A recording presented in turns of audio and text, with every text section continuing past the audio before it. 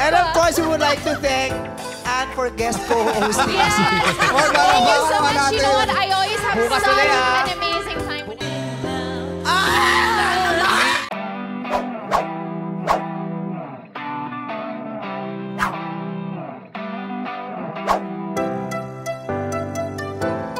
Yung minsan ka na lang ngang pumasok, di ka pa talaga tinantana ng mga kaibigan mo. Ann Curtis, di nga nakaligtas sa mga pang-aasar ni Vice dahil nga sa palagiang pag-a-absent nito sa Showtime. Biniro nga ito ng kaibigan na nagpapasalamat dahil nag-guest co-host siya sa Showtime araw ng Biyernes. Biniro nga din siya ni Vong na bukas ulit sana ay mag-co-host siya. And of course, we would like to thank Anne for guest co-hosting. Thank you so much. You know what? I always have Bukas such ulit, an amazing time Bukas ulit, whenever my guest It's goes always here. a delight. Kaya nga naman ngayong araw ng Sabado ay present na present ang ating Diyosa. At syempre di pa din siya nakaligtas sa pang-aasar ng kaibigang si Vice Ganda. Good vibes lang talaga ang hatid ng barkadahang It's Showtime.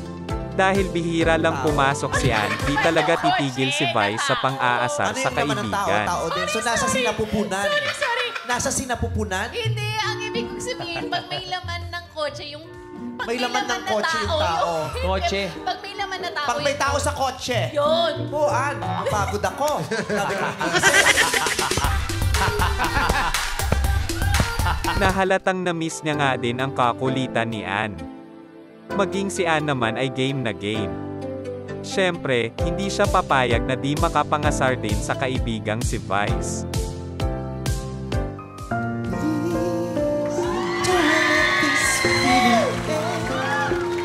it's everything I am. Everything I want to be.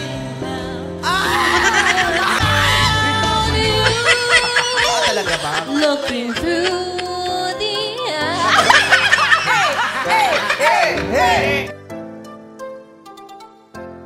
It feels so much since I found you. looking through the eyes of love.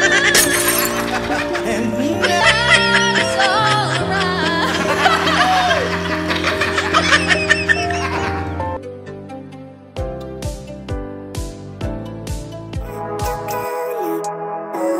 Kung luma o bago ka sa channel ko, hit mo na nga yung like at subscribe button. Kita-kits next video.